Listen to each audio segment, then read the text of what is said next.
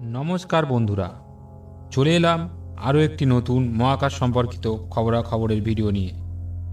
আমি বিষ্ণু রয়েছি তোমাদের সঙ্গে। চলো এবার দেরি না করে মূল ভিডিওতে চলে যাই। পৃথিবীতে আসছে এক টুকরো মঙ্গল, কৌতূহলী বিজ্ঞানীরা।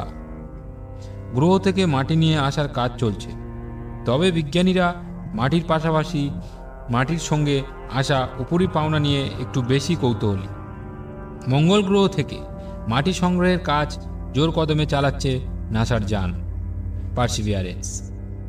মঙ্গলের মাটি, পাথর, ধুলো নিয়ে একটি টিউবে পুড়ে ফেলছে সে। এক জায়গা থেকে নয়, মঙ্গলের বিভিন্ন জায়গায় পৌঁছে সেখানকার মাটি খুঁড়ে সেই মাটি টিউবে ভরে নিচ্ছে এই রোবোটিক যানটি।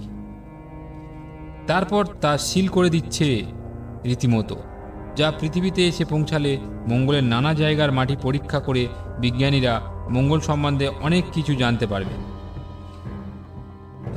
ধারণার চেয়ে অনেক বেশি পরিষ্কার হবে মঙ্গলের প্রকৃতি সম্পর্কে, যা আখেরে মঙ্গলের মানুষ পাঠানো যে চেষ্টা তাকেই এগিয়ে নিয়ে যেতে সাহায্য করবে খুব তাড়াতাড়ি।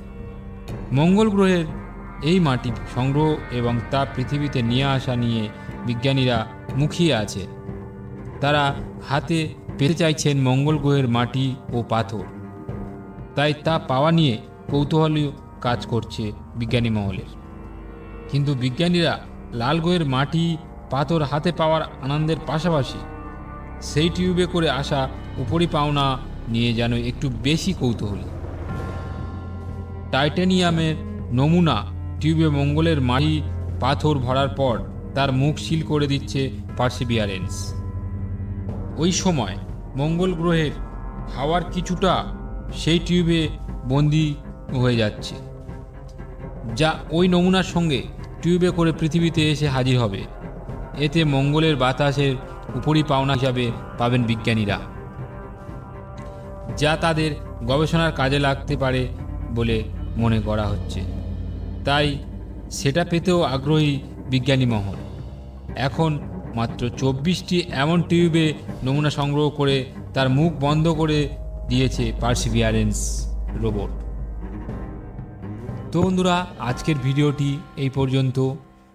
এটি একটি ইনফরমেটিভ ভিডিও ছিল। যদি তোমাদের সবাই ভালো লেগে থাকে তো প্লিজ ভিডিওতে লাইক করুন, কমেন্ট করুন এবং আমার চ্যানেলটিকে সাবস্ক্রাইব করে আমাদের পাশে থাকুন। এবং এরকম ধরনের আরও ভিডিও পেতে বেল আইকনটি প্রেস করে দিন, যাতে এরকম ধরনের ভিডিও এলে সবার প্রথম যেন তোমরা দেখতে পারো। তো বন্ধুরা, আজকের মতো টাটা। সবাই ভালো থাকবেন, সুস্থ থাকবেন। দেখা হবে পরের ভিডিওতে।